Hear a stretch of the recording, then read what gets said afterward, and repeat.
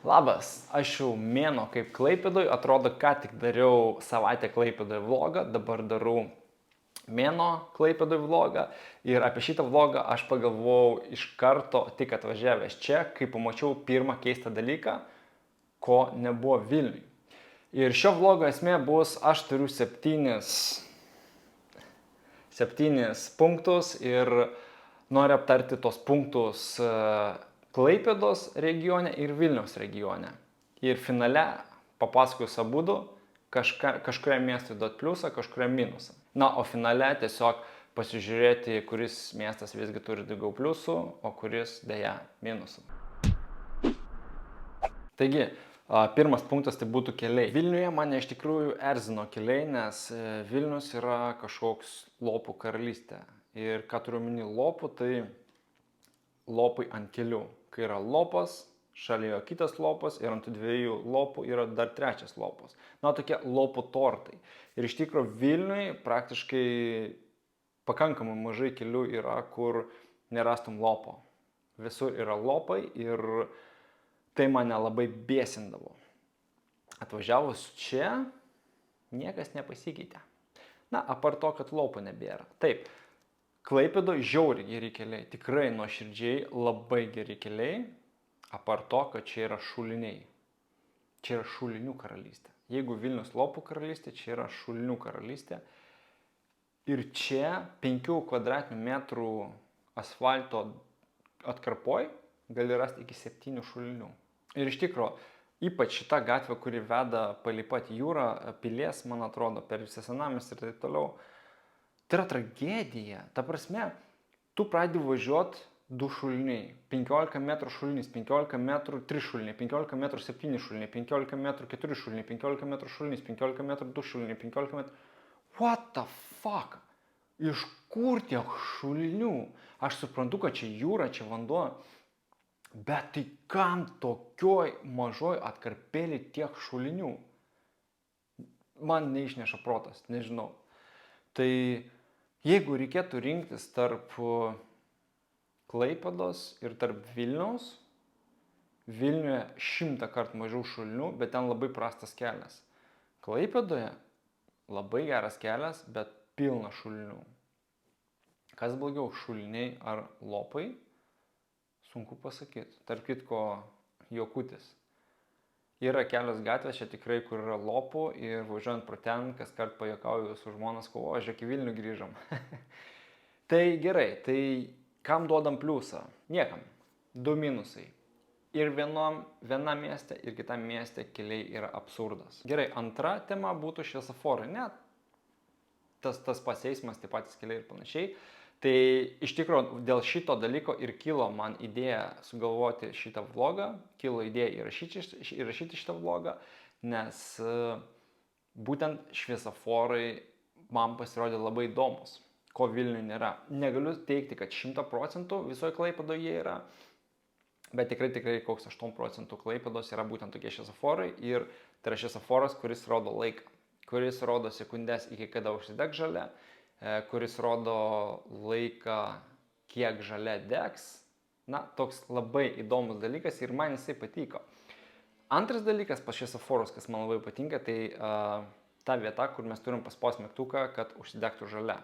Nes jeigu mes nepaspaudžiam, ta žalia paprastai niekad ir neužsidega. Tai Klaipėdoje tai yra bekontaktis reikalas. Vilniui tu turi liesti su ranka tą pultą, kad jis aktyvuotųsi ir kad galiausiai užsidegtų žalia šviesa.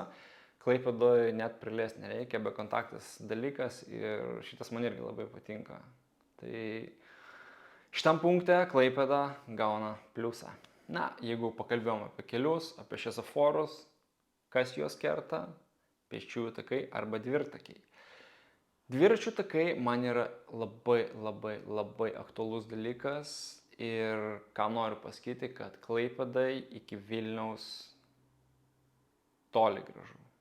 Vilniui dviračių takų ekosistema išvystyta taip gerai, taip idealiai, kad aš ten realiai neturiu niekur kur prikibti. Tuo labiau Klaipėdoje. Klaipėdoje aš galiu prikibti visur. Taip, čia yra dviračių takų, kurie tikrai yra geri, bet jų yra labai mažai, labai. Didžioji dalis dviračių takų yra tiesiog tas pats tas pats pėsčiųjų takas, tik tai nuspalvintos kita spalva.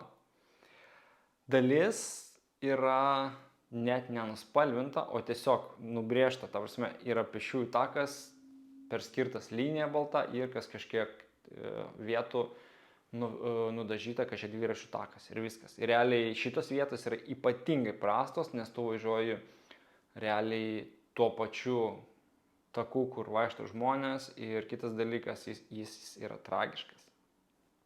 Bet pati didžiausia problema su dviračių takais čia, nesvarbu ar tai nuspalvota dalis pėsčiųjų tako, ar tai originalus, normalus, gražus dviračių takas padarytas, visi susikirtimai, reiškia, kur eina dviračių takas, išvažiavimo iš kiemų, sankryžos ir visa kita, yra bordiūrai. Reiškia, tu važiuoji dviračių taku ir privažiuoji kažkokį tai pravažiavimą, tu turi realiai pristabdyti, gražiai nulipti nuo bordiūro, gražiai užlipti ir toliau važiuoti. Vietomis tu realiai vos ne dviratį turi nusikelt ir užsikelt. Vilniui tu paimi greitį, sakykime, leisina 25 km/h ir tu važiuoji kilometrą 10, nesvarbu, tau nereikia pristabdyti. Čia pastoviai reikia pristabdyti, nes bordiūrai, aš nesuprantu, man protas neišneša Klaipėda, kaip jūs dviračių takus darot, jeigu nėra gražaus nuvažiavimo į sankryžą, pavyzdžiui, su kiemu, ir gražaus užvažiavimo atgal į dviračių takas. Galų gale tas dviračių takas galėtų eiti per tą gatvę. Ar aš nežinau, ta prasme, bordiūrai, come on, kas čia atsiprašant, kaip jūs galite dviračių, tai dar su dviračiu okei, nu, kur mažesnis bordiūras, ten gražiai nulipi, gražiai užlipi, su paspirtuku viskas. Biški pavažiuoji, nusikėliai, užsikėliai, biški pavažiuoji, nusikėliai, užsikėliai, biški pavažiuoji, kas čia per šūdas, Klaipėda? Tokių prastų dviračių takų gyvenime nematęs. Tai tada iš visų nedarykite, važiuojam gatvėmis ir viskas. Čia labai didelis riebus minusas Klaipėdoj ir labai didelis pliusas Vilniui. Gerai, 4 punktas, tai pakalbėkime apie kamščius. Jo, didžiausia Vilniaus problema - kamščiai. Kai tu prastovi valandą, 2 valandas, norėdamas nuvažiuoti 4 ar 5 km, tai yra tragedija. Kiek čia važinėjau mašina, kiek važinėjau dviračiu, kiek jau peškomis, čia kamščių nėra. Čia realiai, ką jie vadina, ką klaipėdiečiai vadina kamščiais, tai yra ne kamščiai Vilniui ir net ne busy diena. Čia kamštis susideda iš 8-9 mašinų, nu gerai, gal 12 mašinų. Kai Vilnius susideda iš 200 mašinų. Jo, kas liečia kamščius, tai aš daug neturiu ką papasakot, Klaipėda rulina. Pliusas Klaipėdai. 5 punktas tai būtų parkavimas. Vienas dalykas labai nustebino, kai man teko parkuotis į mokamą vietą. Ir aš pastebėjau tokį dalyką, kad, pavyzdžiui, paėmus mėlyną zoną. Klaipėdoj parkuojant mėlynoj zonoj, tu sumoki 30 centų už 2 valandas. Kai tuo tarpu Vilniui mėlynoj zonoj, tu sumoki 2,5 euro už 1 valandą. Aplamai, čia visai kitokie mokesčiai rinkliavos negu Vilniui, nors tas pats appsas. Tas pats Unipark appsas, bet kainos kosmiškai skiriasi.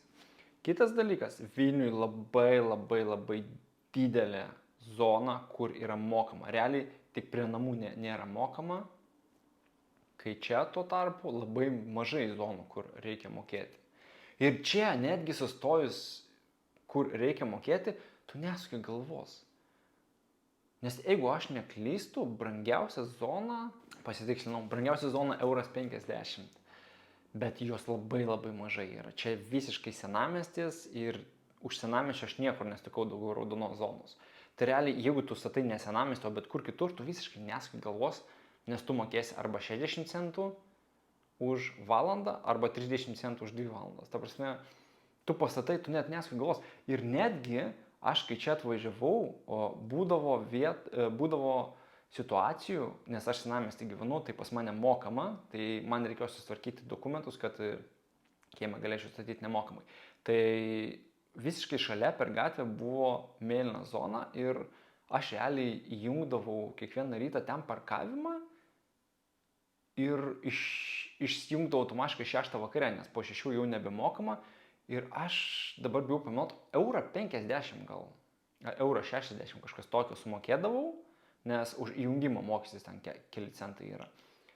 Tai įsivaizduokite, visą parą mokamai zonai čia laikant mašiną, tu net nesumoki 2 eurų. Kai Vilniuje brangiausia 2,5, man atrodo. Wow. Tai kas liečia parkavimą, kas liečia mokamą parkavimą, tai Klaipėda daug aukščiau už Vilnių, bet galima ir tai suprasti. O apie automobilio pastatymą, tai irgi kol kas dar nebuvo problemų. Kiek bet važiuoju į kiemą, kiek bet nuvažiuoju kur tau reikia, visada yra kur pastatyti automobilį. Ko negaliu pasakyti apie Vilnių. Vilniuje atvažiuok po 6. Užsiknysi ieškodamas, kur pastatyti automobilį, tausiai grįžti namo po 6. O jeigu grįžti sekmadienį vakare, kokio 8, viskas, vaikyti. Pasimk, nežinau, ant stogų užsineštą automobilį, kitu atveju paliksiu už 6 kilometrų. Čia, nesvarbu, kada grįžau, naktį, dieną, ryte, šeštadienį, sekmadienį, pirmadienį, trečiadienį, visada randu kur pastatyti. Tai vėlgi didžiulis pliusas Klaipėdai. Gerai, 6 punktas, tai pakalbėkim dabar apie žmones. Žmonės čia Klaipėdoje yra šiek tiek labiau atsipalaidavę. Vilniuje visi labai skuba, visi pikti, susiraukę, skuba, lekia. Čia kažkiek biškai geriau.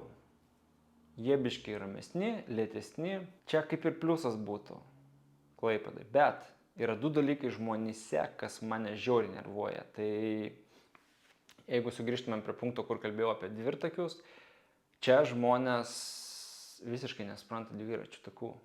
Aš jau Vilniuje kariaudavau su jais. Vilniuje jau mane nervuodavo, man reikėdavo nuolat ten pipsinti jiems, koliotis ir panašiai, kad per dviračių takus vaikšto. Čia žmonės iš vis nesupranta, kas yra dvirtakis. Čia žmonės eina, tu privažiuoji prie jų, įsivaizduokit, eina dviračių takų 3 žmonės, tvorelė, tu privažiuoji prie jų, tu sustoji ir tada jie žiūrėdami keistai tave apeina tave ir tik tada tu gali važiuoti toliau. Stovi dvirtakiuose, kažkas kuprinėse daręs vidurį dviračių tako, kraunasi kažką. Aišku, iš vienos pusės gali pagalvoti, kad čia dvirtakiai yra šūdas, nebijosiu pasakyti šito žodžio, ir čia tų dviračių yra mažai.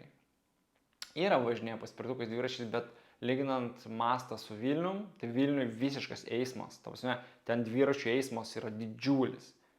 Čia jo nėra. Čia vienas kitas pravažiuoja ir viskas. Gal dėl to žmonės ir nėra pratę prie tų dviračių, prie tų paspirtukų ir panašiai. Bet žmonės yra žiauriai išsižioję, daug labiau išsižioję negu Vilniuje. Ir čia jau gautus minusas, tai kaip ir šioks toks pliusas, šioks toks minusas. Bet finale, kas man nelabai patinka, čia labai daug rusų. Aš žinau, kad ir Vilniuje, ten Portugalija vadina lenkų, rusų, ko ten tik tais nėra. Bet ten kažkaip, gal dėl to, kad daugiau žmonių, ta masė didžiulė, nesijaučia to. Bet čia, per mėnesį laiko pagyvenus, toks jausmas, kad 80% čia gyvenančių rusai. Žinau, kad čia labai daug ukrainiečių yra apsistojusių, pabėgėlių, labai daug. Plus čia yra su Kaliningradu siena, reiškia, vien iš ten daug rusų yra, gal giminaičiai, aš nežinau. Ir žinokit, kartais vaikščiodamas gatvėmis, tiesiog atrodo, kad aš Rusijoje randuosi. Išgirsti lietuvį, tai žinokit, net ausys užkimba taip, lietuvis geras. Tai man iš tikrųjų tas labai nepatinka, nes, aš gyvenu Lietuvoje, man norisi būti tarp lietuvių, bet aš gyvenu tarp rusų. Ir tas man nepatinka. Aš nieko prieš šitos Klaipėdos rusus neturiu. Šiaip aš prieš rusų tautą, tą dalbojobų tautą, kuri gyvena Rusijoje, tai aš labai kritiškai prieš juos esu, aš jų nemėgstu, man nepatinka. Čia aišku kiekvieno savo nuomonę, aš turiu savo, jūs galbūt savo turit, bet tie idiotai tai gali visi išdvėst. Iš vis ta Rusija gali man dingti nuo pasaulio paviršiaus ir man nei kiek kažkaip nesukirbėtų niekas viduj ir netgi gal šampano bonkį atsidaryčiau, nežinau. Bet kalbant apie žmonės čia, tai aš negaliu kažką apie juos sakyti, aš nežinau, iš kur jie, gal čia iš tikrųjų yra ukrainiečiai. Bet netgi ukrainiečiai, ta prasme, aš suprantu ukrainiečiai, taip, pas juos problemos visą kitą, bet sakau, kai vien rusai aplink tave, tai ukrainietis, rusas ar kas, nesvarbu, bet tau tiesiog nepatinka. Man tiesiog nepatinka, kai tu girdi tik rusų kalbą aplinkui. Vienas kitas lietuvis ir vien rusai. Ir šitas balas, tą pliusiuką ir minusiuką nusveria į minusą ir čia dedu didžiulį minusą Klaipėdai. Na ir paskutinis 7 punktas, kuris man iš tikrųjų labai pjovė smegenis, gadina visas pilkasias ląsteles ir traukia per dantį, tai yra oras. Vilniui oras nafik. Pilka, lyja, pilka, vėjas, pilka, lyja, saulės beveik nėra. Bet yra ir Klaipėdoj minusų. Tai pabandysiu dabar papasakoti ir tą pusę. Klaipėdoj mažai lyja, yra labai daug saulės. Vilniui lyja pastoviai, saulės nėra. Kaip ir pliusas būtų Klaipėdai. Bet Klaipėdoje labai vėjuota. Fucking labai vėjuota, kas mane tiesiog varo iš proto. Nes skraidant dronų arba važiuojant dviračiu, tas užknisa, kai tuo tarpu Vilniui to vėjo 100 kartų mažiau. Būna vėjuotų dienų, bet ne tiek, kiek čia, kasdien. Tai čia jau Klaipėdai minusas. Bet dabar pagalvojus, kas blogiau, ar lietus, ar vėjas, lietus yra blogiau. Su vėju tu dar gali kovoti, su kastis dantis kovoti, su lietum nepakovosi. Tai iš tų 2 minusiukų gal didesnis minusas Vilniui būtų. Tai kaip ir Klaipėdai pliusas, bet vėlgi, čia vasaros yra šaltesnės negu Vilniui. Kai čia yra 16, Vilniui yra 20. Ir jeigu čia yra, pavyzdžiui, 15, vėjuota diena ir 15, tai toks jausmas, kad Vilniui taip pat jaustumėsi prie +8 tik tais. Taip, tai čia vasaras yra vėsesnės, žiemos šiltesnės, lyginant su Vilnium. Bet pliusas tame, kad vasara nebus taip karšta, kaip Vilniui ten dvėsdavom, o žiemą mažesni mokesčiai, nes biški šilčiau negu Vilniui. Ir visą šitą galima uždaryti su vienu paskutiniu dalyku, ką radau internete, kad Klaipėdoje yra ilgesnės dienas negu Vilniui. Kai leidžiasi saulė, pas mus dar yra šviesa, Vilniui jau būna tamsu. Ir visame šitame dalyke aš skiriu pliusą visgi Klaipėdai. Taigi, susisumavau visus rezultatus ir ką mes turim. Vilnius turi 2 pliusus tik tais, Klaipėda turi 4 pliusus. Reiškia, Klaipėda yra 2 geriau už Vilnių. Bet čia tik tais būtent pagal šitos punktus, kurie man labiausiai užstrigo, kuriuos aš pastebėjau. Aišku, jų gyvenant toliau atsiras daugiau, bet kol kas yra taip. Klaipėda 2 geriau už Vilnių. Na, o aš toliau stebėsiu gyvenimą čia, žiūrėsiu, kaip viskas bus toliau. Ir manau, sukursiu dar vieną vlogą šią temą. Sukūriau savaitę Klaipėdoje, mėnuo Klaipėdoje. Na ir sukursiu turbūt pusmetis Klaipėdoje. Jeigu labai nieko daug naujo nebus, tai galbūt tada sukursiu metai Klaipėdoje. Bet dar vienas vlogas atsiras tikrai. Nes manau, kad viskas keisis dar gyvenant čia, nes per mėnesį kiek tu spėjai pamatyti, kiek tu spėjai pajausti yra labai mažai. Tai manau, pagyvensiu ilgiau, pabandysiu apšilkojęs labiau čia, pabandysiu pabūt vasarą, pabandysiu pabūt žiemą. Ir kai jausiu, kad jau laikas, sukursiu dar vieną vlogą ir papasakosiu jums, kaip man čia gyvenasi. Na, o šiandieną ačiū jums, kad žiūrėjote. Nežinau, sutinkat su mano nuomonė, nesutinkat, parašykite komentaruose ir susitiksim kažkuriam kitokiam kažkuriam kitam video, gal ant dviračio, gal su dronu, o gal vloginant. Čiau. Nepamirškit